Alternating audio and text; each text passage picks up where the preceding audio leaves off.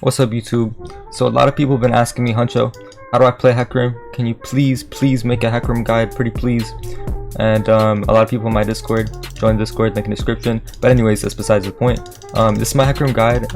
Right before I start, I want to just give you my credentials so you know I'm legit. Unlike JMO, I love my boy JMO, but he has an issue of not being certified. I am. Anyways, this split current Challenger 61% Hecarim on my most played champion. Last split 1000 LP Challenger 62% win rate Hecarim on my most played champion.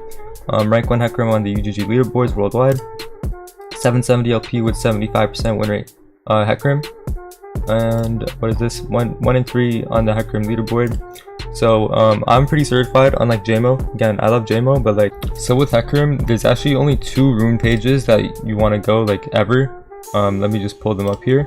So the first one is the classic phase rush, but like it's pretty standard, but I don't take Ingenious, I take Relentless. Me personally, I think Relentless is the best like hunter rune. It's better than Ingenious because with my build I'm not rushing tier. And also I know Dantes runs Ultimate Hunter in Korea. I think it's better in Korea than it is in NA, at least because in Korea you're fighting more, obviously your ulti is more valuable. And NA, or at least my personal preference, I think Relentless Hunter is a lot better. Again, just personal preference, you can flex it. Also with runes in Korea, there's this popularity, or the best Hecarim Korea goes for Transcendence. Me personally, I don't think it's that good anyways. I like Celerity better, very important. And you always go double adaptive health. You can flex attack speed if you really want, but again, double adapt is better. Second rune page is Conqueror, and this rune page I was using a lot last split in Challenger, using Dustblade. But the thing with this rune page is it works really well with Dustblade with the reset and Conqueror stacks as well. So the rune page is you either go Triumph or Overheal. It's very situational. I like Overheal more usually. Same with Tenacity, you flex it, Alacrity or Tenacity. Like if they have a lot of CC, you go Tenacity. Obviously if they don't have a lot of CC, you can go Alacrity. And either Last Stand or Coup de Grace, it's really, again, personal preference, and also depending on like game state, matchups, whatever, and the enemy comp. For secondary, you always go Sorcery, Celerity Water Walking, or Celerity Nimbus Cloak. Again, personal preference. Me personally, I like Water Walking more because it helps me secure objectives, and also the early fights, early game. Water Walking is better, I feel, just my personal opinion again. And for these 3, you're either gonna go attack speed or double adaptive health. And if they have like a bunch of ability power, you can go magic resist by all means. If they have a bunch of armor and like no HP stackers, you can go like armor, whatever. Again, situational, but for the most part it's standard. And either attack speed or adaptive force. If you're going Alacrity, you can go double adaptive, but if you're going Tenacity, I like to take attack speed. Again, it's personal preference, and the builds for these 2 rune pages are very similar, and I'm gonna just discuss them right now. But these are the only 2 rune pages you'll ever need. So with builds on Hecarim, there's a couple different builds you can go. There's the Bruiser builds like Divine and Trinity and Tank, whatever. And then there's my build, and similar to Dantes build, it's like lethality more towards assassin, more towards damage, right? So first item with this build, you're always going to go Lucidity Boots first, no matter what. Now if you have you're going to go tier right after this, but if you have like 700 gold and it's really bad buy, then you can get something like tier and boots, just tier 1 boots. If you have 700, right, it's a bad buy. But again, you're prioritizing Lucidity Boots first, going on map, showing on map, and making plays with Lucidity Boots, and then you're getting tier right after. Again, the priority is not tier, the priority is just getting your next item, which is either Shojin or Cleaver. So it's always going to be one of these 2 items. Again, if you're really like all AD, you can go Cleaver no matter what. It's always a safe option. Cleaver makes you a little bit more tanky, it gives you also nice movement speed. So Shojin is, if you're really ahead, you'll always go Shojin usually, unless you're really tanky, right? If you have like 2 tanks, like Cleaver is just probably better. Again, it's really situational, depends. Me personally, I like Cleaver a lot more, but you'll see me going Shojin a lot because enemy teams are more squishy. Again, you can also go Dustblade first item. This is something I've seen, like I do sometimes if I'm very ahead and I get an early Dirk.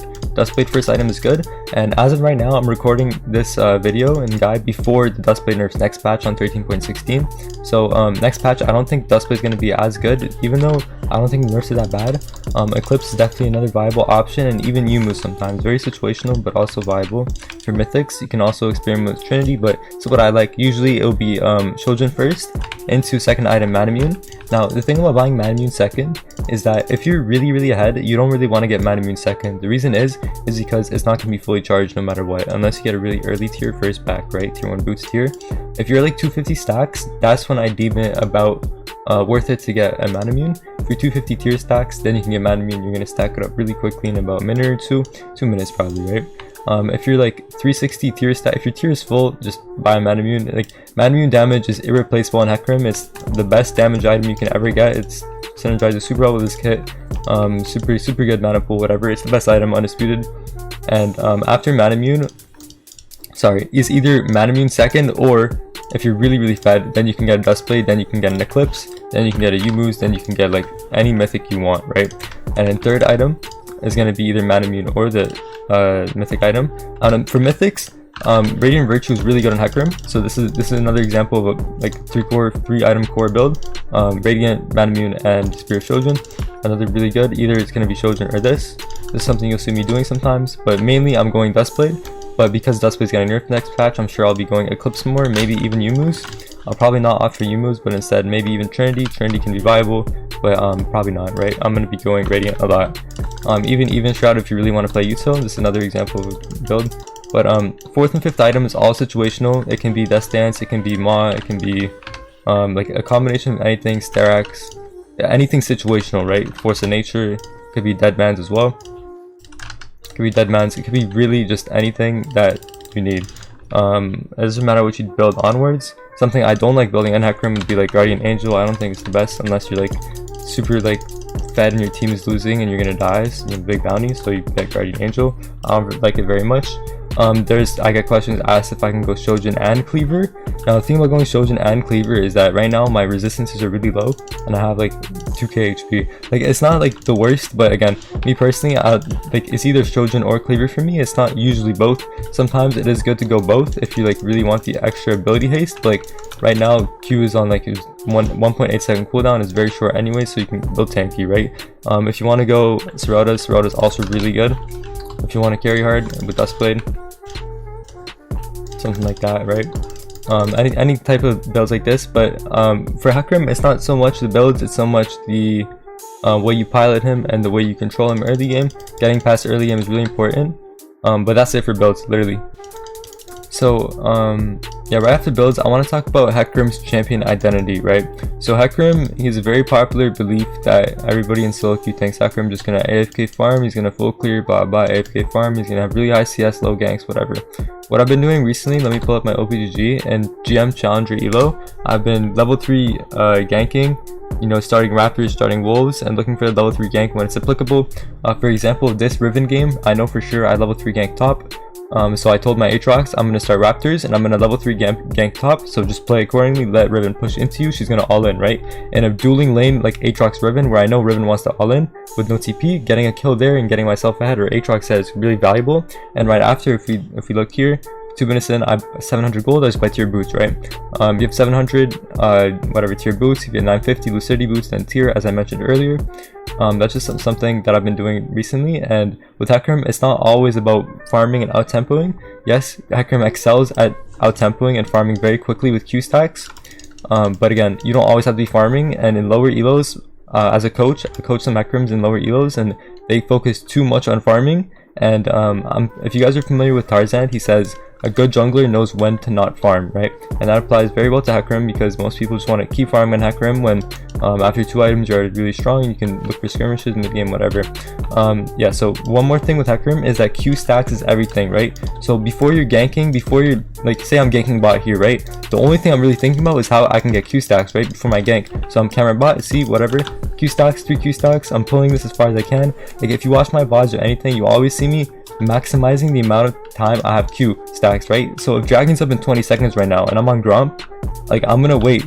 Like, I'm gonna get Gromp on HP, I'm gonna wait for Q stacks here. I'm gonna hold it, wait for Dragon, because Hecarim is a different jungler where being in this position when Dragon's up is not as valuable as having 3 Q stacks and then going in. Because when you have 3 Q stacks, Hecarim is an entirely different champion, you just one-shot them, right? That's something that you really need to keep in mind. It's the one thing that separates, it's not the one thing, but it's the main thing that separates good Hecarims from bad Hecarims, right? Q stacks is everything. Also, if I get into ulti mechanics, but that's like another video. This is more of a broad guide on how to play Hecarim in any single elo, right? Things to focus on, things not to focus on. One thing I will talk about is matchups. A permaban for Hecarim would be Kindred. In my opinion, I think Kindred is the hardest matchup in the game, early game. and the reason is because she can just outspace you even with phase rush. If the Kindred's good, she's gonna make your life hell early game. Another matchup that's hard would be Graves. And apart from that, Hecarim doesn't really have any hard counters apart from those two. But again, I like the Graves matchup personally because I play a lot of Graves, so I know how it's gonna pilot. And basically, if you just survive early game, the early game invades, you'll be fine, right? So that's just something to keep in mind. So let's talk about pathing really quickly. So with Hecarim, pathing matters a lot on jungle, enemy jungle matchup, right? For example, we're gonna be against a Graves. Now, Graves has 3 options for an invade, right? Assume as a Hecarim player, you're gonna get invaded, right? Just assume and just be safe, right? Be safe about it. So let's say I want to start red buff because my bot lane is really strong, whatever. I want to start red buff this game just because of matchups, because of comps, whatever. Let's start red buff. At 1 minute into the game, I'm gonna ward my blue, right? So this indicates when I do my 3 camp bot, if I want to gank, whatever, I know if Graves is gonna invade my blue. Now Graves, sometimes he level 2 cheeses. He's not really gonna level 2 cheese on blue to red. It's more unlikely, right? Because he has to run around, whatever. He's not gonna do that. So I know either he's gonna level 2 cheese, he's either gonna level 3 invade on my red, blah blah blah, whatever, or he's gonna late invade red. That's also a possibility. If you're scared of late invade, get your mid laner to ward right here, or you just get deep vision and Graves jungle, right? Just play against it. For example, that's against Graves, then I know. And there's a bunch of different options. Say I see Graves on my blue buff level 2, then I can, he's gonna look to split map, whatever. I can go his blue, I can do whatever. There's a lot of different counterplays, but just knowing where enemy starts, enemy jungler is, it's gonna help us a lot, right? Just piloting.